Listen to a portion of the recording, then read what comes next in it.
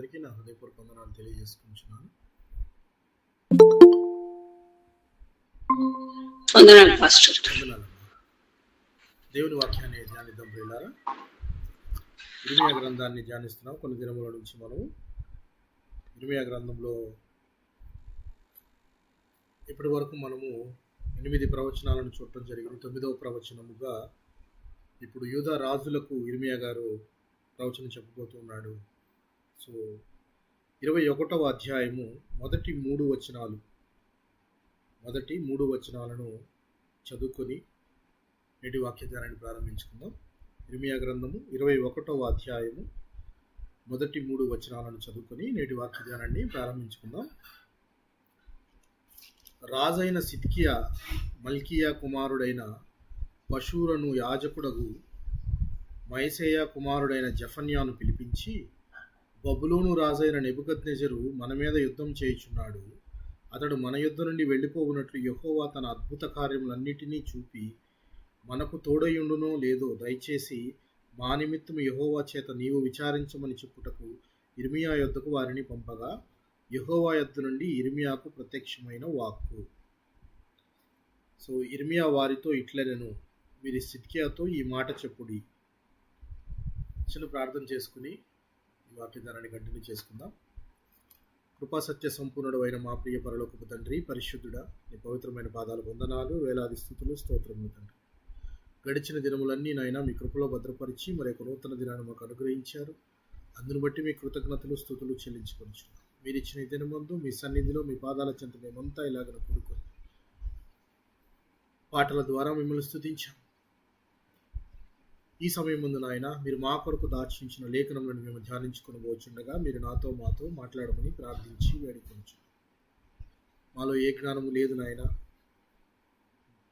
మీ జ్ఞానము గొప్పది తండ్రి. మిమ్మల్ని తెలుసుకునేలాగున నాయన మీరు దార్శించిన ఈ లేఖనమును బట్టి నాయన మేము అనుదినము ఆత్మీయంగా వృద్ధి పొందుటకు కృషి చేస్తూ ఉండగా మీ సహాయం దయచేయమని ప్రార్థిస్తున్నాను తండ్రి. అలాగనే ప్రభువా నాయన కూడి వచ్చిన ప్రతి ఒక్క విశ్వాసిని వారి కుటుంబాలను మీ కృప కలిగిన హస్తాలకు అప్పుచెప్పుకొంచు. నిండారుగా దీవించి ఆశీర్వదించండి. కావలసిన ఆశీర్వాదాలను మెండుగా దయచేయండి. అలాగే నాయన వాక్యం ప్రకటించబోతున్న నన్ను కూడా నాయన నీ నోటి బూరగా వాడుకోమని ప్రార్థించి వేడుకొంచు. ఆయన ఈ ప్రార్థనకు ఆదివంతం మీరే నడిపించమని మరి ఈ ప్రార్థన అంతా కూడా ప్రభు యేసుక్రీస్తు వారి అతి పరిశుద్ధమైన నామములో అడిగి వేడుకొనిచున్నాము తండ్రి, ఆమేన్.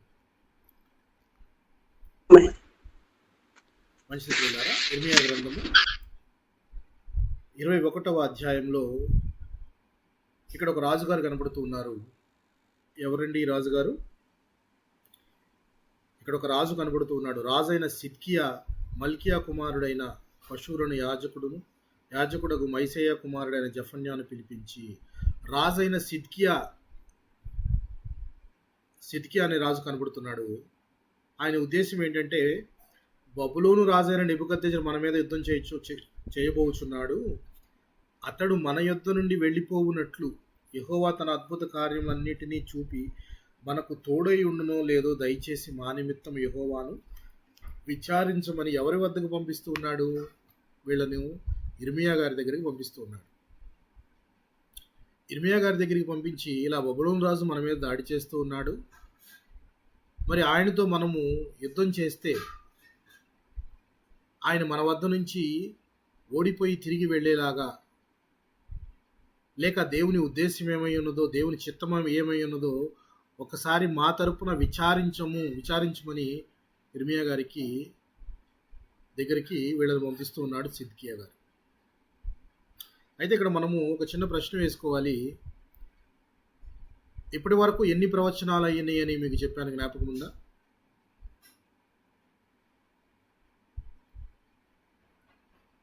ఇప్పటి వరకు 8 ప్రవచనాలు. 8 ప్రవచనాలలోనూ దేవుని యొక్క ఉద్దేశము ఇర్మీయా ద్వారా బయట పెట్టాడా లేదా? దేవుని యొక్క ఉద్దేశాన్ని చాలా స్పష్టంగా ఇర్మీయా ద్వారా యూదా జనాంగానికి, యూదా ప్రజలకు తెలియజేశాడు క్లియర్గా. మనం చాలా ఆ ప్రవచనాలన్నింటిలోనూ చూసాం. మనం ఏమని చూసామంటే, ఇక చివరి దినాలు వచ్చేసినవి, యెరూషలేం పట్టబడబోతుంది, యెరూషలేం నగరాలు కూడా కాల్చివేయబడతాయి అని చెప్పేసి, అలాగే ఉత్తర దిక్కు నుండి నేను ఒక రాజ్యాన్ని రప్పిస్తున్నాను, భాష రాని జనము, క్రూరమైన జనము మీ మీదకి వచ్చి దాడి చేస్తారు అని చెప్పి, అలాగే ఖడ్గం ద్వారా క్షామము ద్వారా కొంతమంది నశిస్తారు అని చెప్పేసి ఇన్ని ప్రవచనాలు చెప్పిన తర్వాత కూడా సిద్కియా గారు ఈ ప్రశ్న అడుగుతున్నారు, దేవుడు మన వైపు ఉన్నాడా లేడా విచారించరమ్మని. ఇది అడిగే ముందుగా సిద్కియా అనగానే మనం తెలుసుకోవలసిన విషయం ఏంటంటే, ఈ రాజు చిట్ట చివరి రాజు అని ఎందుకు చిట్ట చివరి రాజు అన్నానంటే, దీని తర్వాత ఇక యెరూషలేము ఆ రాజ్యము, ఉత్తర రాజ్యము అనేది పూర్తిగా నాశనమైపోయింది. ఇక ఈ రాజు తర్వాత మరొక రాజు లేడు పరిపాలించడానికి, అక్కడ యూదుల రాజు. అయితే సిద్కియా గారు ఈ ప్రశ్న ఇర్మియా గారిని అడగండి అని పంపించే ముందుగా మనం తెలుసుకోవాల్సింది ఏంటంటే, ఈ సిద్కియా ముందు ఏ రాజులు పరిపాలన చేశారు, ఆ రాజుల కాలంలో బబులోను రాజు దాడి చేయలేదా, లేక ఇప్పుడే దాడి చేస్తున్నాడా, ఇదే ఫస్ట్ టైం దాడి చేస్తున్నాడా, లేక ఇంతకుముందు కూడా దాడి చేసి ఉన్నాడా? మనకి ఇశ్రాయేలీలు అంతా కూడా అషూరు చెరలోనికి వెళ్ళిపోయారు 722 BCలో. మరి బబులోను దాడి కూడా మీకు అనేక మార్లు చెప్పాను నేను, బబులోను దాడి కూడా ఒక్కసారే జరగలేదు, ముమ్మారు జరిగింది అని చెప్పాను. సో ఈ ముమ్మారు జరిగిన వాటిలో సిద్కియా గారు ఎన్నోవాడు క్లియర్గా మనకు అర్థమైపోతుంది. ఎన్నోవాడు అని అంటే ఈయన చిట్ట చివరి రాజు అంటే ఈ దాడి కూడా చివరిదై ఉంటుందా, ఎన్నిదై ఉంటుందండి? గెస్ చేద్దాం.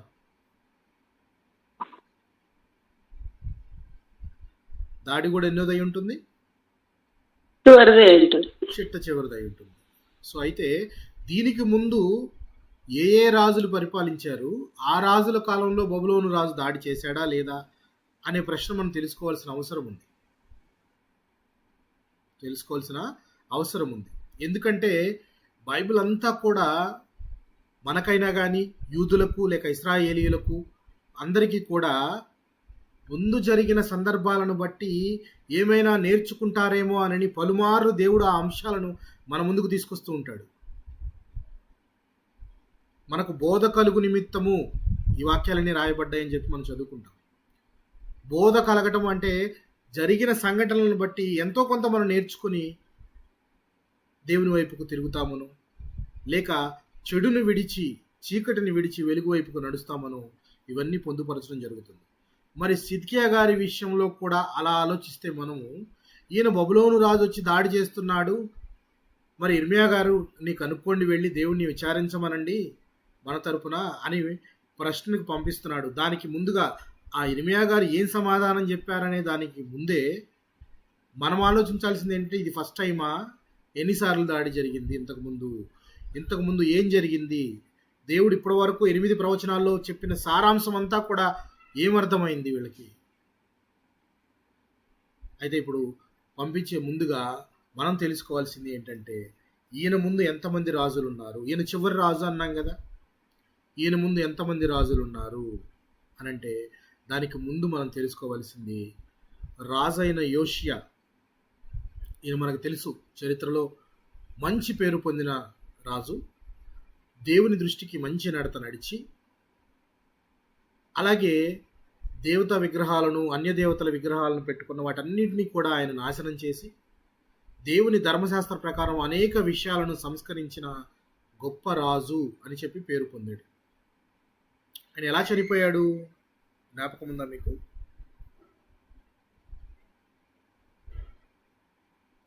ఆయన ఎలా చనిపోయాడో జ్ఞాపకం ఉందా?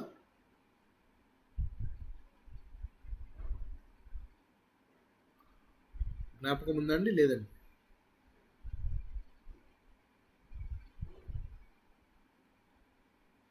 రాజైన యోషియా ఎలా చనిపోయాడు?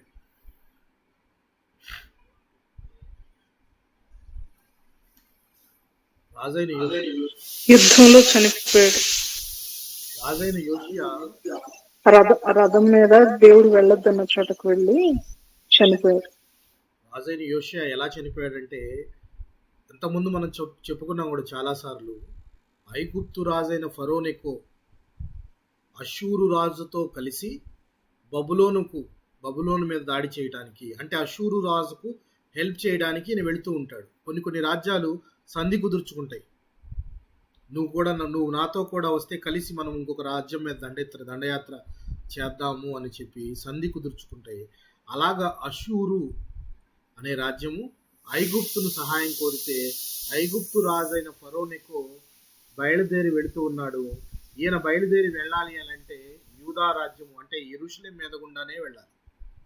అప్పుడు యెరూషలేమును పరిపాలిస్తున్న రాజు ఎవరు అంటే ఈ యోషియా గారు.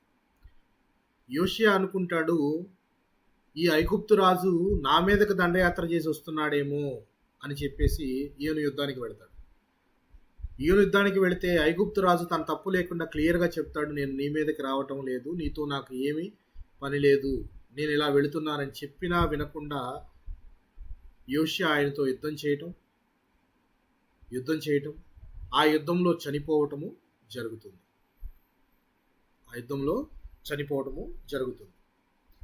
సో ఆయన చనిపోయిన తర్వాత ఆయన కుమారుడు రాజు అవుతాడు. అయితే యోషియా గారు ఎప్పటి నుంచి ఎప్పటి వరకు పరిపాలన చేశారు అనే అంశం కనుక మనం గమనించినట్లయితే 640 నుంచి 609 బిఫోర్ క్రైస్ట్, 640 నుంచి 609 బీసీ వరకు ఆయన పరిపాలన చేశాడు. 609లో ఆయన చనిపోవడం జరుగుతుంది. ఈ 609 సంవత్సరంలోనే తన కుమారుడైన యెహోయాహాజు, ఇతనికి 4 కుమారులు ఉంటారు యోషియా గారికి, అందులో ఒక కుమారుడైన యెహోయాహాజు అనే అతన్ని ప్రజలు రాజుగా ఎంచుకుంటారు. యెహోయాహాజు ఈ పేరు మీద 3 రాజులు ఉన్నారు చరిత్రలో. ఇద్దరేమన్నా యూదా రాజులు, ఒక రాజేమన్నా ఇజ్రాయేలు రాజు. ఈ యూదా రాజుల్లో ఒకరైన ఈయన యెహోయాహాజు యోషియా గారి కుమారుడు, 4వ కుమారుడు. ఈయన అర్థం ఏంటి? యెహోయాహాజు అంటే ఎవరినైతే పట్టుకున్నాడు అని చెప్పేసి. అయితే ఈ యెహోయాహాజు ఎన్ని దినాలు పరిపాలన చేశాడు అని అంటే చాలా తక్కువ కాలం, 3 నెలలే పరిపాలన చేశాడు. 3 నెలలే పరిపాలన చేశాడు. ఎందుకు 3 నెలలే పరిపాలన చేశాడు?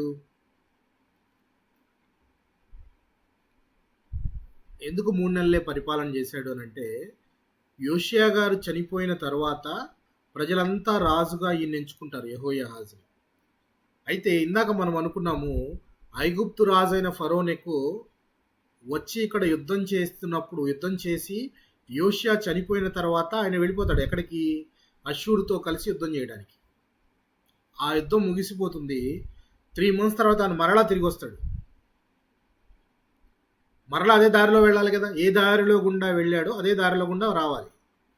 సో అదే దారిలో గుండా తిరిగి వస్తున్నప్పుడు ఆల్రెడీ అక్కడున్న రాజ్యాన్ని ఈయన ఆల్మోస్ట్ జయించాడు. యోషియా గారిని చంపేశాడు కాబట్టి రాజ్యాన్ని జయించినట్లే. ఇక్కడ ఎవరో రాజును పెట్టారేంటి అని చెప్పేసి ఆ యెహోయాహాజును తీసేస్తాడు. ఆ యెహోయాహాజు అనే రాజును కంప్లీట్గా తీసేస్తాడు. తీసేసి యెహోయాకీము అని పేరు పెట్టి మరి ఎల్యాకీము అనే వ్యక్తిని రాజుగా ఏర్పాటు చేస్తాడు. యెహోయాకీము అనే పేరు పెడతాడు ఆయనకి. ఐగుప్తు రాజు పెట్టిన పేరు యెహోయాకీము. అసలు పేరు అతనిది ఎల్యాకీము. ఎల్యాకీము అనే వ్యక్తికి యెహోయాకీము అనే పేరు పెట్టి రాజుగా అక్కడ కూర్చోబెడతాడు. ఈయన కూడా యోషియా కుమారుడే.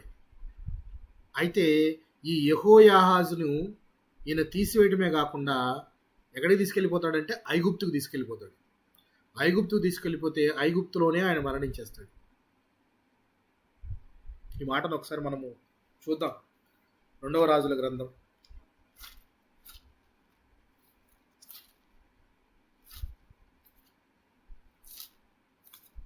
రెండవ రాజుల గ్రంథము 23వ అధ్యాయము 23వ అధ్యాయం 31-32 వచనాలను గమనిద్దాం.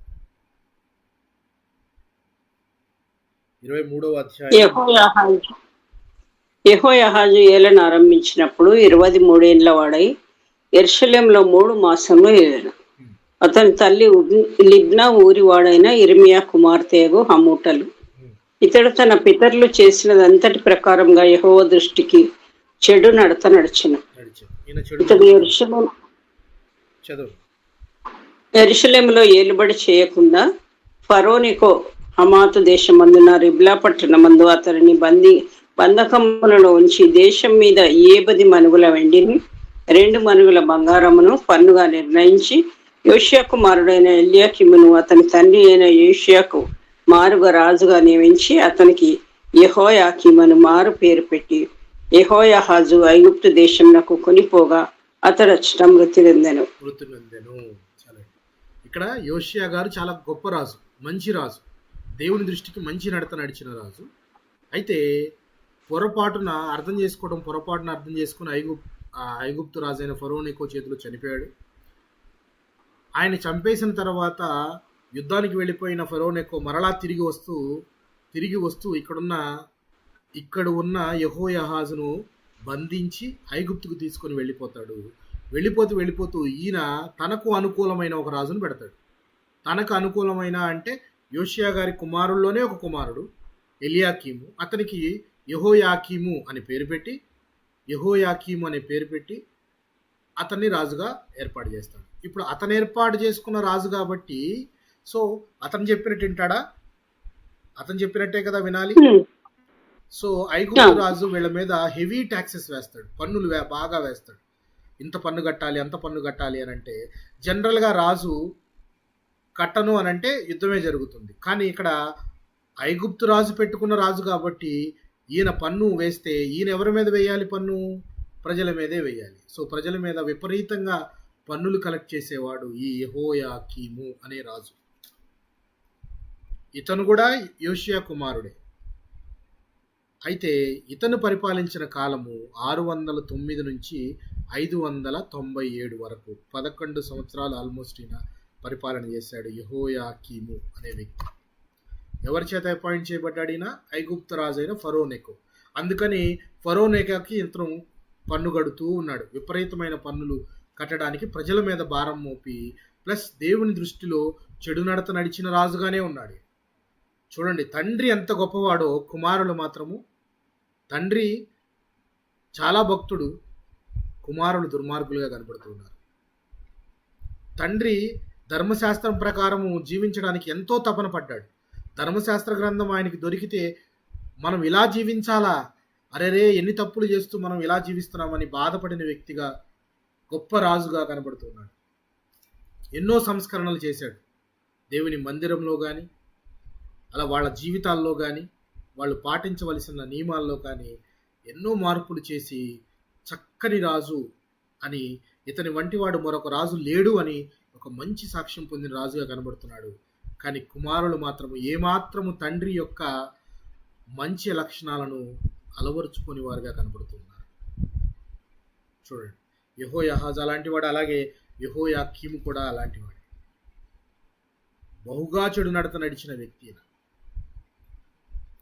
ఈయన పరిపాలన చేస్తూ ఒక 3 సంవత్సరాలు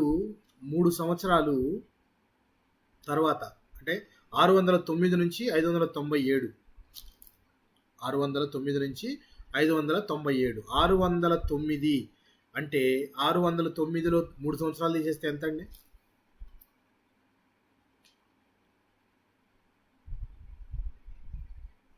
609లో 3 సంవత్సరాలు తీసేస్తే ఎంత? 606. గుర్తుపెట్టుకోండి, 606లో ఫస్ట్ టైం బబులోను రాజు దాడి చేశాడు. ఫస్ట్ బబులోనియన్ అటాక్ మొదటిగా వచ్చి ఆయన దాడి చేశాడు బబులోను రాజు.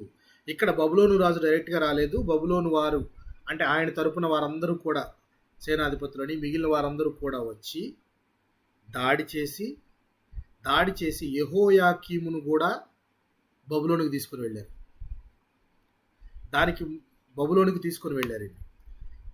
ఇలా తీసుకుని వెళ్ళినప్పుడు దేవుని మందిరపు ఉపకరణాలు కొన్ని తీసుకుని వెళ్ళారు. అలాగే ఈయనతో పాటు, ఈ యెహోయాకీముతో పాటుగా మనము చదువుకునే గ్రంథకర్త అయిన దానియేలు గ్రంథము, దానియేలు, షడ్రకు, మేషకు, అబేద్నెగో వీళ్ళను కూడా ఈయనతో పాటే ఫస్ట్ అటాక్లో బబులోనుకు తీసుకుని వెళ్ళారు. మొట్టమొదటి దాడి, ఈ దాడిలోనే యెహోయాకీముతో పాటు ఎవరెవరిని తీసుకెళ్లారు?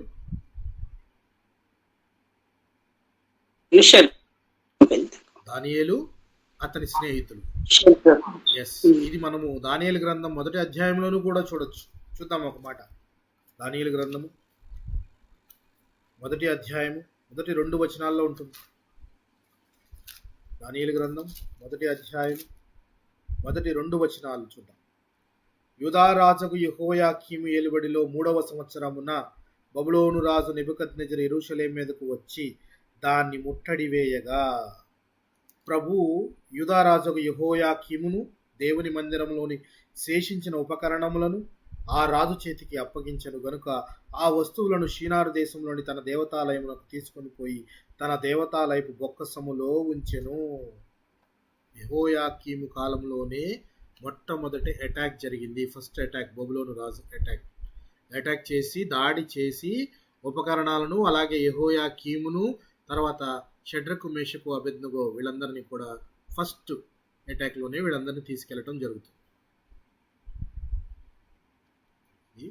ఈ యెహోయాకీము గురించి, ఈ రాజు గురించి ఇర్మియా గ్రంథంలోనూ కూడా ఉంటుంది. 36వ అధ్యాయంలో వస్తుంది. అయితే మనకి అక్కడ ఒక డౌట్ రావచ్చు, మనం ఇంకా 21వ అధ్యాయంలో ఉన్నాం కదా, ఇక్కడ చివరి రాజు పేరు వచ్చింది ఏంటి? కానీ యెహోయాకీము ఆయన కంటే ముందువాడు కదా, ఆయన పేరు 36వ అధ్యాయంలో వచ్చింది ఏంటి? అర్థమైందా నేను చెప్పిన డౌట్ మీకు?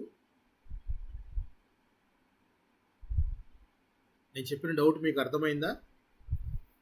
యెహోయాకీము యొక్క ప్రస్తావన ఇర్మియా గ్రంథంలోనూ కూడా ఉంటుంది. ఆయన 36వ అధ్యాయంలో కనపడతాడు. అయితే ఇక్కడున్న మనం 21వ అధ్యాయంలో చదువుకుంటున్న ప్రకారము మనకు చివరి రాజు కనపడుతున్నాడు. అంటే యెహోయాకీము తర్వాత 2 రాజుల తర్వాత ఉన్న వ్యక్తి కనపడుతున్నాడు, చివరి రాజు కనపడుతున్నాడు. అదేంటి అనంటే, గ్రంథము అనేది ఆర్డర్లీగా ఒక కథగా రాసుకోవడానికి, రాయబట్టడానికి ఇది ఒక స్టోరీ బుక్ కాదు. గ్రంథం అనేది ఒక ఆర్డర్లీగా ఏదో కథ రాసినట్టు ఒక అధ్యాయం తర్వాత ఒక అధ్యాయము, ఇది చదివితే 2వ అధ్యాయము అలా ఉండదు. దేవుని వాక్యము కొంత ఇచ్చట కొంత అచ్చట మీకు ఇవ్వబడును, అందించబడును అని రాయబడును. అయితే ఇంకొక కారణం ఏంటంటే ఈ యెహోయాకీము అనే రాజే ఇర్మియా గారు రాసిన గ్రంథాన్ని చించేస్తాడు. యాక్చువల్గా ఇర్మియా గ్రంథము, రాయబడిన ఇర్మియా గ్రంథము చించివేయబడింది, కాల్చివేయబడింది. తర్వాత మరలా ఇర్మియా గారు ఒక వ్యక్తిని దగ్గర పెట్టుకొని మరలా రాసింది. సో ఒక గ్రంథాన్ని ఒక ఆర్డర్లీగా రాయటం కానీ, తర్వాత దాన్ని పొందుపరిచిన విధానం కనుక మనం చూస్తే మనము మ్యాటర్ని అక్కడ ఇక్కడ తీసుకొని వాక్యాన్ని అర్థం చేసుకోవాలి. ఎందుకు ఈ మాట చెప్తున్నానంటే 36వ అధ్యాయం ఇర్మియా గ్రంథంలో వచ్చే యెహోయాకీము, కానీ ఇక్కడ 21వ అధ్యాయంలో సిద్కియా రోజుల్లో కనపడుతుంది మనకి. అయితే ఇక్కడ యెహోయాకీము పరిపాలించిన కాలం 609 నుంచి 597 BC. ఈ 606 సంవత్సరంలోనే మొదటి బబులోను దాడి జరిగింది. అది దానియేలు గ్రంథంలో మనం చూసాము. యెహోయాకీముతో పాటు దానియేలు, షడ్రకు, మేషకు, అబేద్నెగోలను చెరకు తీసుకుని వెళ్ళారు. ఇదే మొట్టమొదటి బబులోను దాడి. చాలా వరకు నాశనం అయిపోయింది. సో మందిరపు ఉపకరణాలన్నీ కొన్ని తీసుకొని వెళ్ళిపోయాడు. గొప్ప వ్యక్తులందరినీ తీసుకొని వెళ్ళిపోయాడు. అయితే ఈ యెహోయాకీము అనే రాజును మరలా పంపించేస్తాడు వెనక్కి. ఈ రాజు గురించి మనము ఇర్మియా గ్రంథంలోనే వస్తుంది. అప్పుడు ఇంకా క్లియర్గా మాట్లాడుకుందాం. ఎందుకంటే దేవుని దృష్టికి చెడు నడత నడిచిన వ్యక్తే కాకుండా యాజకుడైన యూరియా అనే వ్యక్తిని చంపించిన వ్యక్తిగా రాజుగా కూడా ఉన్నాడు ఈయన. ఇర్మియా గ్రంథాన్ని నాశనం చేసిన వ్యక్తే కాదు, ఒక ప్రవక్తను చంపించిన రాజుగా కూడా చరిత్రలో ఉన్నాడు యెహోయాకీము అనే వ్యక్తి. ఇది మీకు అర్థమయ్యే ఉంటుంది. యోషియా గారు చనిపోయిన తరువాత ప్రజలు ఎన్నుకున్న రాజు యెహోయాహాజు. అయితే ఫరోనెకో యోషియాను చంపిన తర్వాత ఆయన అషూరు దగ్గరికి వెళ్ళి, అంటే అషూరుతో కలిసి యుద్ధం చేయడానికి వెళ్ళి 3 నెలల తర్వాత తిరిగి వస్తూ యెహోయాహాజును చూసి అతన్ని బంధించి ఐగుప్తుకు తీసుకొని వెళ్ళిపోయి అతని ప్లేస్లో ఎల్యాకీము అనే వ్యక్తిని, అంటే యెహోయాకీము అనే వ్యక్తిని రాజుగా అపాయింట్ చేసి వెళ్ళిపోతాడు. సో ఆయన అపాయింట్ చేసిన వ్యక్తి కాబట్టి ఆయన పన్నులు కడుతూ ఉంటాడు. పన్నులు హెవీ ట్యాక్సెస్ కడుతూ ఉంటాడు. అయితే ఈయన ఆయనకి అండగా ఉన్నాడు కదా అని చెప్పేసి ఆయనతో సంధి చేసుకొని బబులోను మీద దాడి చేయడానికి ఎదురు తిరుగుతాడు. ఎదురు తిరిగే ముందు ఆయన 3 సంవత్సరాలు ఈయనకి సామంతరాజుగా ఉంటాడు. బబులోను రాజు కింద సామంతరాజులు అంటే అందరికి అప్పం కట్టాలి, ఆయన చెప్పిన ప్రకారం వినాలి.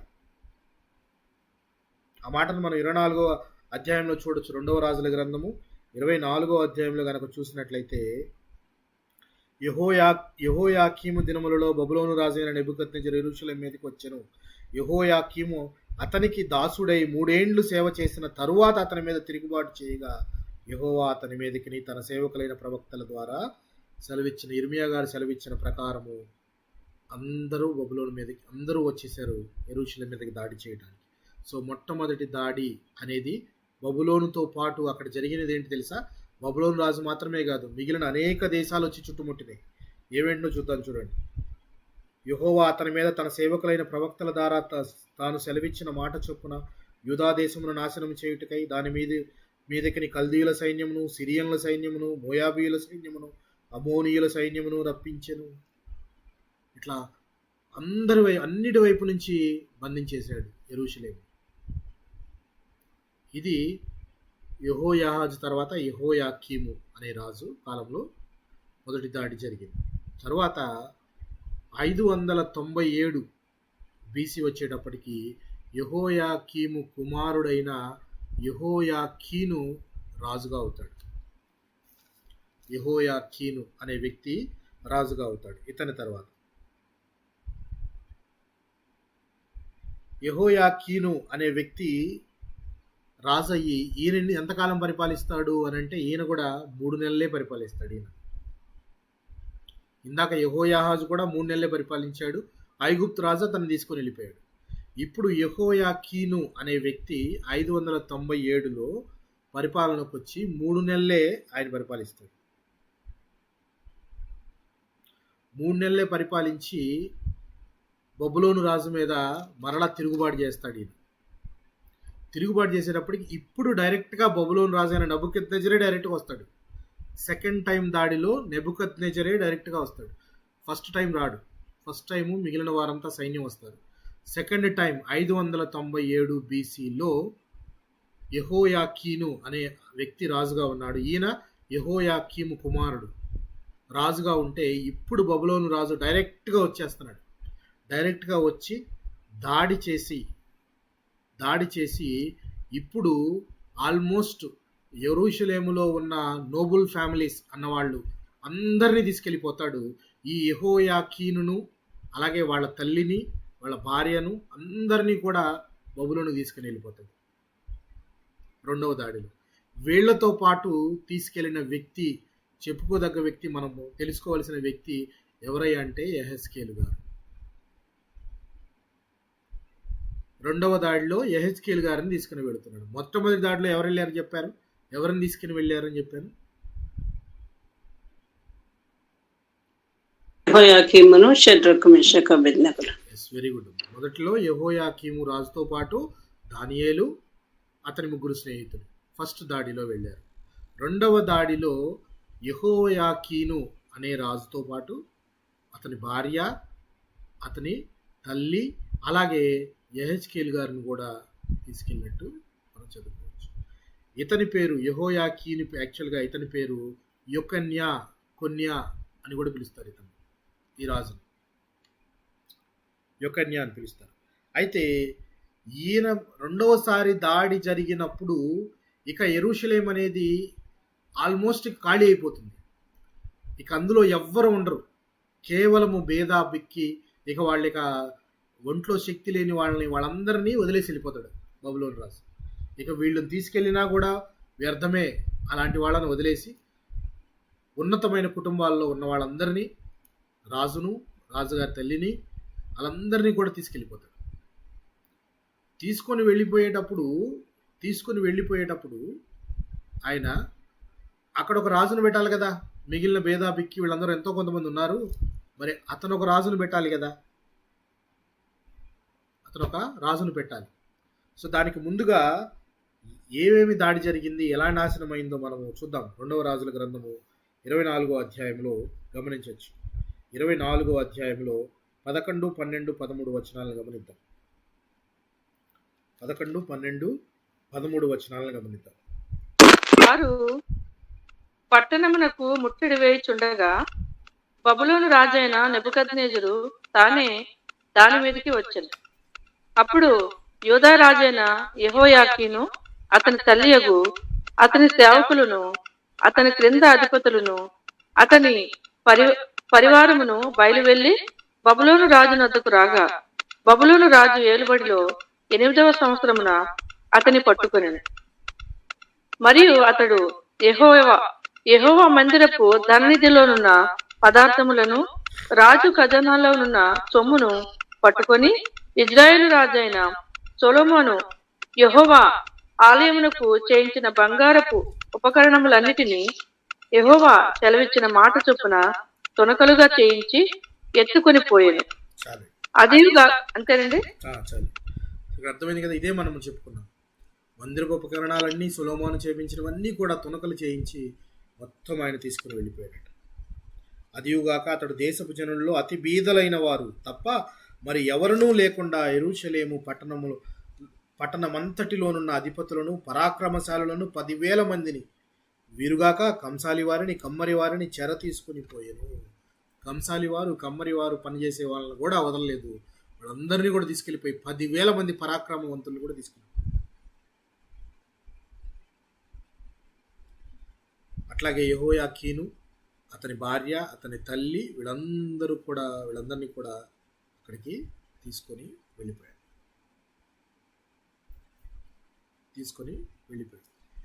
అయితే ఈ యెహోయాకీను అనే రాజు తీసుకొని వెళ్ళిపోయి బబులోను చెరలో ఉంచిన తర్వాత 37 సంవత్సరాల తర్వాత తిరిగి అతన్ని జైల్లో నుంచి బయటికి తప్పించి అప్పుడున్న రాజు అతనికి మంచి గౌరవం ఇచ్చి అతనితో పాటు ఒక చైరు వేయించి అతన్ని గౌరవించి రాజభోజనం పెట్టించి చక్కగా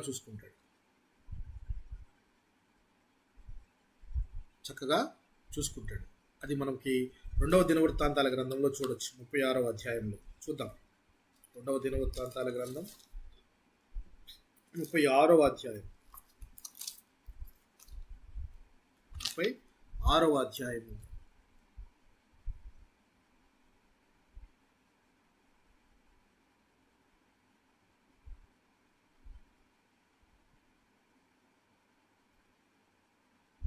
36వ అధ్యాయము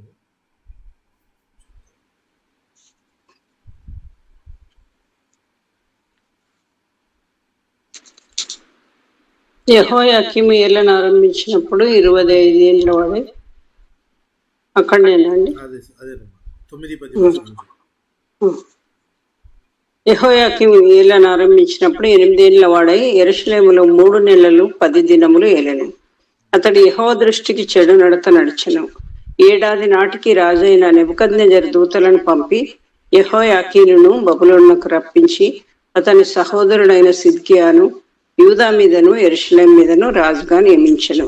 మరియు అతడు రాజు వెంట యెహోవా మందిరంలోని ప్రశస్తమైన ఉపకరణములను తెప్పించెను. చాలా.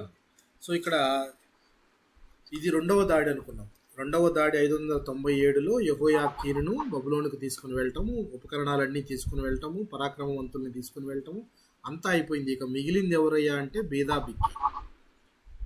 వారందరూ కూడా పెద్ద ఉపయోగం లేరు, వదిలిపడేశాడు. అయితే వదిలివేసిన వారు కొంతమంది ఉన్నారు కదా, వారి మీద రాజుగా ఎవరిని అపాయింట్ చేస్తున్నాడు అంటే ఈయన యోషియా కుమారుడు అయిన ఇద్దరు కుమారులను చూసాం మనం, యెహోయాహాజు అలాగే యెహోయాకీము చూసాం. అలాగే మూడవ కుమారుడు అంటే ఈ యెహోయాకీనికి పినతండ్రి అవుతాడు, అంకుల్ అవుతాడు. యోషియా కుమారుడైన సిద్కియా అనే వ్యక్తిని రాజుగా అపాయింట్ చేస్తాడు. అతని అసలు పేరు మతన్య. సిద్కియా అనే వ్యక్తిని రాజుగా అపాయింట్ చేస్తాడు. ఇప్పుడు ఇందాక మనం చెప్పుకున్నాము, ఐగుప్తు రాజు అయిన ఫరోనెకో చేతిలో అపాయింట్ చేయబడిన వ్యక్తి యెహోయాకీము కాబట్టి ఆయన చెప్పిన మాట విన్నాడు. ఇప్పుడు బబులోను రాజు అయిన నెబుకద్నెజర్ చేత అపాయింట్ చేయబడిన వ్యక్తి కాబట్టి సిద్కియా ఎవరి మాట వింటాడు? నెబుకద్నెజర్ మాట వింటాడు. అందుకే ఇతన్ని పప్పెట్ కింగ్ అంటారు. పప్పెట్ కింగ్ అంటే అతనికంటూ సొంత డెసిషన్స్ ఏముండవు, ఆయన ఏం చెప్తే ఈయన చేస్తూ ఉంటాడు. కీలు బొమ్మ అంటారు అనమాట.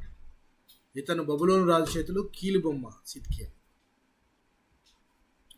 ఈ సిద్కియా గారి కాలమే మనకిప్పుడు ఇర్మియా గారు వచ్చారు.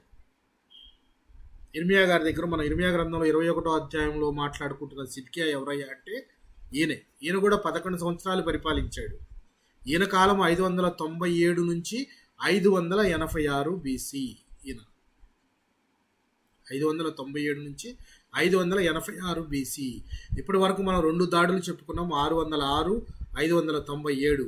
ఇప్పుడు చిట్ట చివరి దాడి ఈయన కాలంలోనే జరుగుతుంది, సిద్కియా గారి కాలంలోనే. ఈ సిద్కియా గారి కాలంలోనే బబులోను రాజు వచ్చి 586 BCలో పూర్తిగా యెరూషలేమును నేలమట్టం చేసి సిద్కియా కన్నులు ఊడబీకించి మరీ బందీ చేసి అతన్ని తీసుకుని వెళతాడు బబులోను. అంటే చివరి దాడి 586 BCలో జరిగింది. ఇప్పుడు మనం అసలు ఇవి ఎందుకు చెప్పుకున్నాము అనంటే, ఇర్మియా గారిని సిద్కియా అనే రాజు అడుగుతున్నాడు, బబులోను రాజు దాడి చేస్తున్నాడు, ఆయన మీద మేము దేవుడు మా పక్షాన ఉంటాడా లేదా అని విచారించడానికి పంపించే ముందు నేనేమన్నాను, ఇంతకుముందు బబులోను దాడి జరగలేదా, ప్లస్ ఇన్ని ప్రవచనాలను వినలేదా ఈయన, మరలా ఇర్మియా గారు నీ దేవుడి వద్ద విచారించమని పంపిస్తూ ఉన్నాడు అని మాట్లాడుకుంటూ సిద్కియా గారు చివరి రాజు అని చెప్పుకుంటే ఆయన ముందు ఎంతమంది పరిపాలించారు? ఇప్పుడు మనకి ఎంతమంది కనపడ్డారు? ఈ సిద్కియా ముందు ఎంతమంది కనపడ్డారు మనకి రాజులు? ఒకటి యెహోయాహాజు, ఇంకోటి యెహోయాకీము, ఇంకోటి యెహోయాకీను, లాస్ట్ ఆయన సిద్కియా. అంటే ఈయన ముందు 3 రాజులు పరిపాలించారు. ఈ 3 రాజుల కాలంలో 2 సార్లు బబులోను దాడి జరిగింది. ఆల్మోస్ట్ అంతా తీసుకుని వెళ్ళిపోయాడు ఈయన బబులోను రాజు. ఇకేం మిగలేదు. ఇందాక మనం చదివిన దాన్ని బట్టి బేదాబిక్కి ఏదో కొంత మిగిలిన వారి మీద రాజుగా ఈయన్ని అపాయింట్ చేశాడు సిద్కియాని, ఎవరు? బబులోను రాజే. ఇలాంటి సిద్కియా ఇంత చూసిన తర్వాత కూడా మరలా దేవుణ్ణి అడుగుతూ ఉన్నాడు, ఏమని? నువ్వు మా పక్షా నుండి, దేవుడు మన పక్షా నుండి ఆ బబులోను రాజుని తరిమేస్తాడేమో కనుక్కో అని చెప్పేసి పంపిస్తాడు. ఎలా ఉందండి ఇది వినటానికి?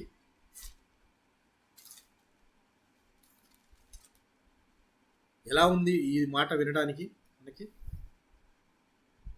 అన్నీ తెలిసినా పాపం చేసినా మనం పాపులము అని ఒప్పుకోము. పాపానికి తగ్గ శిక్ష దేవుడు వేస్తాడు అని తెలిసినా మనం పాపులమని ఒప్పుకోము. మనం ఎన్ని చేసినా కానీ దేవుడు చేయి విడవడు, ఆయన గొప్ప ప్రేమమూర్తి అని అడ్వాంటేజ్ తీసుకుంటాం అన్నమాట. దేవుడు మనం ఎన్ని చేసినా కానీ ఏం మాట్లాడు, ఆయన కదలడు, మాట్లాడు, ఉలకడు, పలకడు. తప్పు చేసినా ఆయనకి తెలియదు కదా అని అనుకునే టైప్లో ఉంది ఈ యొక్క సిద్కియా గారి యొక్క ప్రవర్తన. సిద్కియా ముందు ఎంతమంది రాజులు ఉన్నారండి? 3 రాజులు కనపడ్డారు. 3 రాజులు కనపడ్డారు. ఒక రాజునైతే ఐగుప్తు రాజు తీసుకెళ్ళిపోయాడు, మిగిలిన 2 బబులోను రాజు యెహోయాకీమును తీసుకెళ్లి మరలా పంపించేశాడు. యెహోయాకీనునైతే తీసుకుని వెళ్ళిపోయి అక్కడే ఉంచేశాడు. అంటే 2 సార్లు ఆల్రెడీ దాడి జరిగింది. ఇప్పుడు సిద్కియా గారి కాలం వచ్చింది. ఈ కాలంలో ఆయన బబులోను రాజు దాడి చేస్తున్నాడు, ఏం చేద్దాము అని చెప్పి ఇర్మియా గారికి మాట అడుగుదానికి పంపిస్తున్నాడు. ఇర్మియా గారు ఏం చెప్తారో చూద్దాం. ఇప్పుడు 21వ అధ్యాయంలో 2 వచనాలను చూసాం, 3వ వచనం చూసాం. 4వ వచనంలో ఇర్మియా గారు ఈ విధంగా మాట్లాడుతున్నాడు. ఇర్మియా వారితో ఇట్లా, నేను మీరు సిద్కియాతో ఈ మాట చెప్పుడి. ఏమని?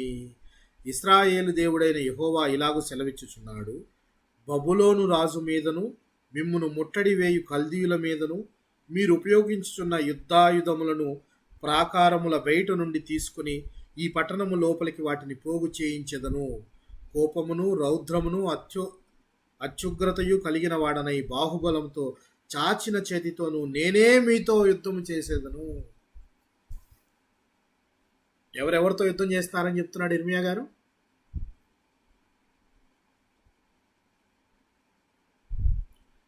ఇర్మియా గారు ఏమంటున్నాడు?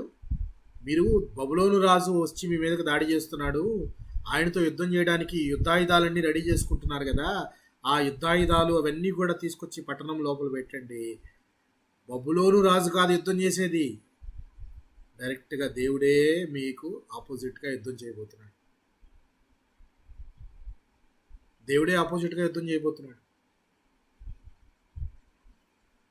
బబులోను రాజు దేవుడి చేతిలో ఒక సాధనమా, లేక బబులోను రాజు యొక్క గొప్పతనమా యెరూషలేమును జయించడము, యెరూషలేము మీద దాడి చేయటము?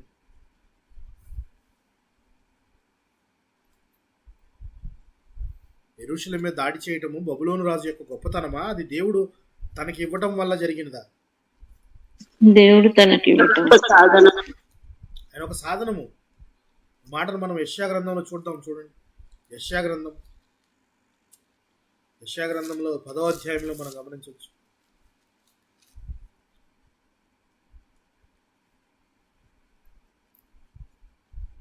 10వ అధ్యాయంలో మనము అషూరు పేరులో చూడొచ్చు. అషూరు గురించి చెప్పినప్పుడు కూడా, అషూరీయులకు శ్రమ, వారు నా కోపమునకు సాధనమైన దండము, నా దుడ్డుకర్ర, నా ఉగ్రత వారి చేతిలో ఉన్నది.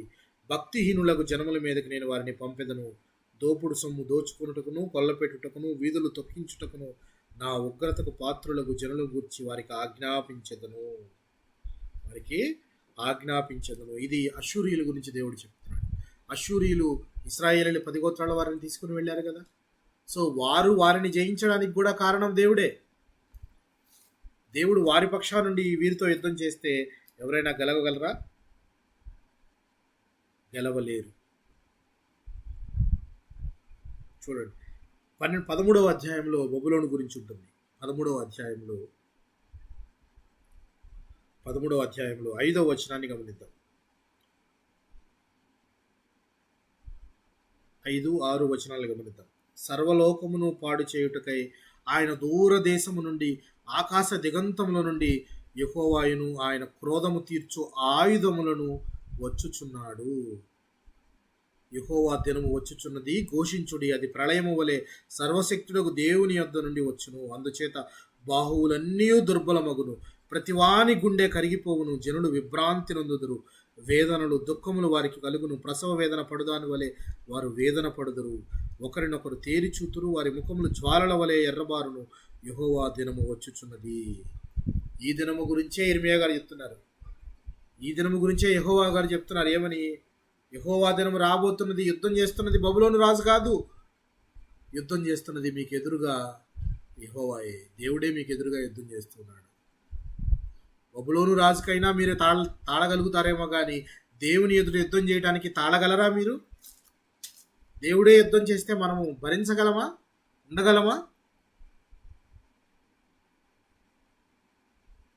ఉండగలమండి? లేదండి, ఉండలేము.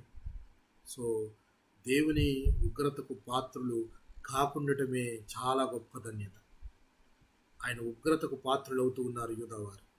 అందుకే ఇర్మియా గారు అంటున్నాడు, మీరు ఎన్ని ఆయుధాలు రెడీ చేసుకున్నా కానీ యుద్ధం చేసేది బబులోను రాజు కాదు, దేవుడే మీకు ఎదురుగా యుద్ధం చేయబోతున్నాడు, గుర్తుపెట్టుకోండి అంటున్నాడు. చూడండి, బాహుబలముతో చాచిన చేతితోనూ నేనే మీతో యుద్ధం చేసేదను, మనుష్యులనేమి పశువులనేమి ఈ పట్టణపు నివాసులందరినీ హతం చేసేదను, గొప్ప తెగులు చేత వారు చచ్చెదరు. అటు తర్వాత నేను యూదా దేశపు రాజైన సిద్కియాను అతని ఉద్యోగస్తులను తెగులును ఖడ్గమును క్షామమును తప్పించుకొని శేషించిన ప్రజలను బబులోను రాజైన నెబుకద్నెజరు చేతికి వారి ప్రాణములను తీయచూచు వారి శత్రువుల చేతికి అప్పగించెదను. మిమ్ములను బబులోను రాజు చేతికి అప్పగించబోతున్నాను అని చెప్పి క్లియర్గా చెప్తున్నాడు. క్లియర్గా ఇర్మియా ద్వారా చెప్తున్నాడు. అతడు వారి యందు అనుగ్రహం ఉంచకయు వారిని కరుణింపకయు వారి ఎడల జాలి పడకయు వారిని కత్తివాత హతము చేయును. బబులోను రాజుకి జాలి ఉంటుంది అనుకుంటున్నారా? కరుణ ఉంటుంది అనుకుంటున్నారా? ఉండదు. నిర్దాక్షిణంగా ఆయన అందరినీ నరికి చంపుతాడు. అది గర్భిణులైనా స్త్రీలైనా పిల్లలైనా అందరినీ చంపి ఆయన మిగిలిన వారిని చెరకు తీసుకుని వెళ్తాడు అని చెప్పి చెప్తున్నాడు. దేవుడే యుద్ధం చేసే విధంగా మీరు దేవునికి ఎదురు తిరిగి ప్రవర్తించినట్టు మనకు కనబడుతుంది. దాంతో ఇర్మియా గారు చెప్తూ ఉన్నాడు ఏమన్నట్టు చూడండి. ఈ ప్రజలతో నీ విట్లను యెహోవా సెలవిచ్చినది ఏమనగా, జీవ మార్గమును మరణ మార్గమును నేను మీ ఎదుట పెట్టుచున్నాను. This is the great choice. This is the great thing that God has given to the Jews. యూదులకు దేవుడిచ్చిన గొప్ప అవకాశము, మనకు దేవుడిచ్చిన గొప్ప అవకాశము. 2 మార్గాలు ఇస్తున్నాడు. Now it is our turn which way we have to select. ఏ దారిని మనం ఎంచుకుంటాము అనేది చాలా చాలా చాలా ఇంపార్టెంట్. దేవుడు కూడా మన ముందు 2 మార్గాలు ఉంచుతున్నాడు. ఏ మార్గాలు అవి? ఒకటి జీవ మార్గము, ఇంకొకటి మరణ మార్గము. జీవ మార్గము అంటే నిత్య జీవంకి వెళ్ళే మార్గము. మరణ మార్గం అంటే నిత్య నరకమునకు వెళ్ళే మార్గము. నువ్వు కుమారుణ్ణి ముద్దు పెట్టుకొని కుమారుణ్ణి విశ్వసించి ఆయనకు లోబడి నిత్య జీవమునకు పాత్రుడు అవుతావా? లేక మరణ మార్గమునకు వెళ్ళి, మరణ మార్గం విశాలంగా ఉంది, ఎక్కువ మంది దానిలోనే ఉన్నారు, నాకు తోడు కావాలి అని చెప్పేసి వాళ్ళతో వెళ్తావా? నాకు ఎక్కడికి వెళ్ళినా తోడు కావాలండి. ఇక్కడ చూస్తే జీవ మార్గంలో చాలామంది తక్కువ మంది ఉన్నారు, అందులో తక్కువ మంది ఉన్నారు కాబట్టి నాకు అక్కర్లేదు. ఇక్కడ ఎక్కువ మంది ఉన్నారు కాబట్టి నాకు ఇదే కావాలి. సొసైటీలో వీళ్ళు ఎక్కువ మంది ఉన్నారండి, వీళ్ళలో ఉండాలి, నేను వాళ్ళతో ఉండాలి అని నువ్వు మరణ మార్గం వైపుకు వెళ్తావా? ఏ మార్గాన్ని సెలెక్ట్ చేసుకుంటావు? ఏ మార్గాన్ని సెలెక్ట్ చేసుకుంటావు? మీరే మార్గాన్ని సెలెక్ట్ చేసుకున్నారు? మీరేం చేసుకుంటారు? మీరే మార్గాన్ని సెలెక్ట్ చేసుకోవాలి? జీవపు మార్గాన్ని సెలెక్ట్ చేసుకోవాలి. రక్షణలోకి నడిచి మనము మన కొరకు ప్రాణం పెట్టిన ప్రభు అయిన క్రీస్తును స్తుతిస్తూ, ఆయన్ని విశ్వసిస్తూ, ఆయన మరణాన్ని ప్రచురిస్తూ నిత్య జీవమునకు పాత్రులమై ఉన్న మనము ఆయన కొరకు నిరీక్షణ కలిగి ఉండాలి. దేవుడు అప్పుడు వారికి జీవ మార్గం మరణ మార్గాన్ని ఇచ్చాడు. ఇప్పుడు మనకి ప్రభు అయిన క్రీస్తు ద్వారా ఆ మార్గాలను ఓపెన్ చేసి మరి క్లియర్గా చూపిస్తూ ఉన్నాడు. ఏ మార్గము కావాలో మీరే సెలెక్ట్ చేసుకోండి. చూడండి, జీవ మార్గమును మరణ మార్గమును నేను మీ ఎదుట పెట్టుచున్నాను. ఈ పట్టణంలో నిలుచువారు కత్తి వలన గాని క్షామం వలన గాని తెగువ వలన గాని చచ్చెదరు. మేలు చేయుట కాదు కీడు చేయుటకే నేను ఈ పట్టణమునకు అభిముఖుడనైతిని. కనుక బయటకు వెళ్ళి మిమ్మును ముట్టడి వేయుచున్న కల్దీయులకు లోబడువారు బ్రతుకుదురు. అంటే ఇండైరెక్ట్గా ఏం చెప్తున్నాడంటే ఇర్మియా గారు, మీరు ఎదురు తిరిగి యుద్ధం చేయటం వ్యర్థము. ఎదురు తిరిగి యుద్ధం చేయటము కంటే ఇది దేవుని చిత్తమని దేవుని చిత్తానికి తల వంచి వెళ్ళి బబులోను రాజు చేతి కింద మీరు దాసులుగా వెళ్ళటము కరెక్ట్ అని చెప్పి ఇర్మియా గారు చెప్తూ ఉన్నాడు. ఈ మాటలు వారికి డైజెస్ట్ అవుతాయా? అవ్వవు. పోనీ సిద్కియా గారికి నేను ఇందాక చెప్పినట్టు తన ముందు ఉన్న 2 రాజులు కూడా బబులోను రాజు దాడికి గురయ్యారు, ఆయన అన్నీ తీసుకొని వెళ్ళాడు అన్న సంగతి తెలిసి కూడా ఈయన మరలా యుద్ధం చేయడానికి సిద్ధమవుతూ ఉన్నాడు. పోనీ ఐగుప్తు రాజు సపోర్టు లేదు, ఒకడే, మరి ఈయన యుద్ధం చేయడానికి సిద్ధమవుతుంటే దేవుడు చెప్తున్న మాట ఇర్మియా ద్వారా, కొన్ని సందర్భాల్లో మనము ఓడిపోయిన దేవుని చిత్తం అది అయితే దేవుని చిత్తానికి తల వంచక తప్పదు. If it is God's will we must obey that. అది దేవుని చిత్తం అయితే దాన్ని మనము అనుసరించి తీరాలి, దాని గుండా వెళ్లాల్సిందే. సో దేవుడు వారికి వేయబోయే శిక్ష, మీరు బబులోను రాజు చేతి కింద ఉండవలసినదే. మీరు ఆయనకు ఎదురు తిరిగి యుద్ధం చేస్తే నేను మీ మీద యుద్ధం చేస్తాను అంతే తప్పితే మీరు ఆయన మీద గెలుస్తారన్న అపోహ పెట్టుకోవద్దు అని చెప్పి చాలా క్లియర్గా ఆయన ఎంతో చెప్తూ ఉన్నాడు. క్షామం చేత తెగులు చేత ఇలాగా చచ్చిపోయేత అన్నిటి వలన చనిపోగా మిగిలిన వారు ఎవరైతే ఉంటారో వీరందరూ కూడా ఆయన చేతికి వెళ్ళవలసిందే. అందుకని మీరు యుద్ధం మానుకొని వెళ్ళి ఆయనకు దాసులు కండి అని చెప్తూ ఉన్నాడు. వింటారా వీరు? వింటారా? చూడండి. నేను ఈ పట్టణానికి మేలు చేయడానికి కాదు, కీడు చేయుటకే అభిముఖుడనైతిని అని దేవుడు ఎంత క్లియర్గా చెప్తున్నాడు చూడండి. కనుక బయటికి వెళ్ళి మిమ్మును ముట్టడి వేయుచున్న కల్దీయులకు లోబడి వారు బ్రతుకుదురు, దోపుడు సొమ్ము దక్కినట్లుగా వారి ప్రాణము వారికి దక్కును. ఈ పట్టణము బబులోను రాజు చేతికి అప్పగింపబడును, అతడు అగ్ని చేత దాన్ని కాల్చివేయును. ఇదే యెహోవా వాక్కు. ఇక మిగిలింది అగ్ని చేత కాల్చటమే. దానికి ముందు జరిగిన జాడులు మీకు నేను చెప్పాను, అవి కూడా రాబోతున్నాయి. అవి కూడా ఇర్మియా గ్రంథంలో ఇంకా ముందుకెళ్లే కొద్దికి మనము ప్రస్తావించిన ముందు రాజుల యొక్క ప్రస్తావన కూడా వస్తుంది. యెహోయాకీము గారి యొక్క ప్రస్తావన 36వ అధ్యాయం 37వ అధ్యాయంలో కనబడుతుంది ఇర్మియా గ్రంథంలో. ఆయన చేసిన విపరీతమైన చేష్టలు కనపడతాయి. కానీ దానికి ముందే సిద్కియా గారి దగ్గరికి వెళ్ళాము కాబట్టి కానీ మనకు అర్థం కావడం కోసం ఈ సిద్కియా గారి ముందు ఈ రాజులు కూడా ఉన్నారు అని చెప్పి జస్ట్ మనం బ్రీఫ్గా చూసాం. కానీ ఆ రాజుల ప్రస్తావన ఇంకా రాబోతుంది ముందు. వారి ప్రస్తావన వచ్చినప్పుడు వారి గురించి మనం మాట్లాడుకుందాం. అయితే ఇప్పటి వరకు చివరి రాజైన సిద్కియా గారికి దేవుడు చెప్తున్న మాట, దాసులు కండి, లోబడండి, లోబడువారు బ్రతుకుదురు. మనకు కూడా దేవుడు చెప్తున్న మాట, లోబడాలి. మన కొరకు ప్రాణం పెట్టిన ప్రభు అయిన క్రీస్తుకు మనము లోబడాలి. Surrender yourself to Jesus Christ. దేవుని కుమారుణ్ణి ముద్దు పెట్టుకోవాలి. ముద్దు పెట్టుకునుట అంటే ఏమని చెప్పానండి మీకు జ్ఞాపకం ఉందా?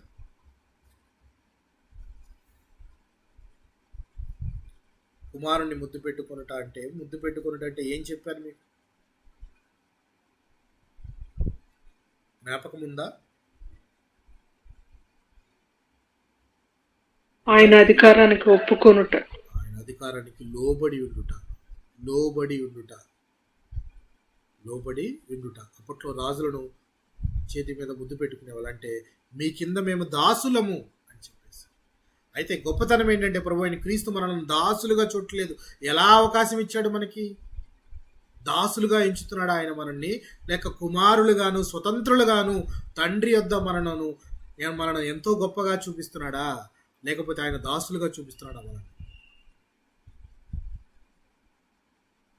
ఎలా చూపిస్తున్నాడండి? కుమారులుగా చూపిస్తున్నాడు. నీవు నాకిచ్చిన పిల్లలు అని తండ్రితో సంబోధిస్తూ ఉన్నాడు. నాకిచ్చిన పిల్లలు అంటే ఆయన మన తండ్రిగా ఉంటున్నాడు. మనమంతా ఆయన పిల్లలవుతూ ఉన్నాం. దాసత్వంలో నుంచి బయటపడి నిత్య జీవమునకు అధిపతి అయిన ప్రభు అయిన క్రీస్తుతో పాటుగా ఆయన తండ్రి సింహాసనములో ఆ ప్లేస్లో మనకు కూడా అవకాశం ఇప్పించాడంటే ఎంత గొప్ప పని. ఆయనకు లోబడి ఉండాలి. We must surrender our self to Jesus Christ. దేవునికి మన ప్రభు అయిన క్రీస్తు కొరకు మనము లోబడి ఉండాలి. లోబడిన వారు బ్రతుకుదురు అంటే దాని అర్థం అదే. అక్కడ లోబడిన వారు బబులోను రాజు చేతిలో బ్రతుకుతారు. ఇక్కడ లోబడిన వారము మనము నిత్య జీవము ద్వారా మరణించిన తిరిగి బ్రతుకుదాం, లేకపోతే నిత్య నరకమే. సో లోబడుట అనేది మన జీవితంలో మనం నేర్చుకోవాలి అని చెప్పి ఇర్మియా గారు యూదా వారితోనే కాదు మనతోనూ కూడా లోబడండి